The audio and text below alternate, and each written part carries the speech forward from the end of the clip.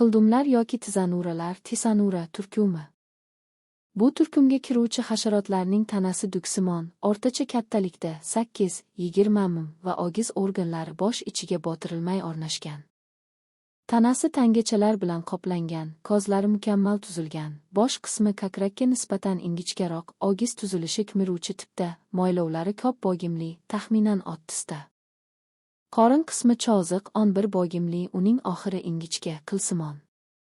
Soddalashgan toliqsiz tipda rivojlanadi.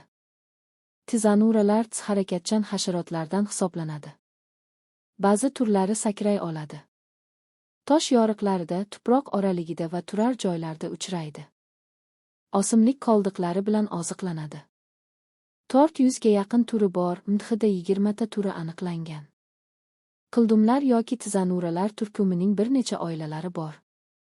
Maxilitlar, machiliday va tangachalilar, lepsmatiday oilalari turlarining tanasi tangachalar bilan tekis qoplangan. Ularning yelka tomoni bir oz ko'tarilgan. Old ko'kragi orti ko'krak qismiga nisbatan kichikroq va ingichkaroq tuzilgan. Murakkab ko'zlari yirik, oddiy ko'zchalari esa mayda. Toshlar ostida va boshqa pastqam yerlarda uchraydi. Erkin yashaydi, yorug'likdan yashirinmaydi, trofak. Tuxumlarini toshlar va kisaklar ostiga va boshqa pastqam, sirnam joylarga qo'yadi. Issiq iqlimli hududlarda ko'proq tarqalgan. Paxta ekiluvchi hududlarda machilis tats turi uchraydi. Bu hasharotlar kun tushib turgan toshlar yonboshida, ayniqsa bahor paytlarida ko'plab uchraydi.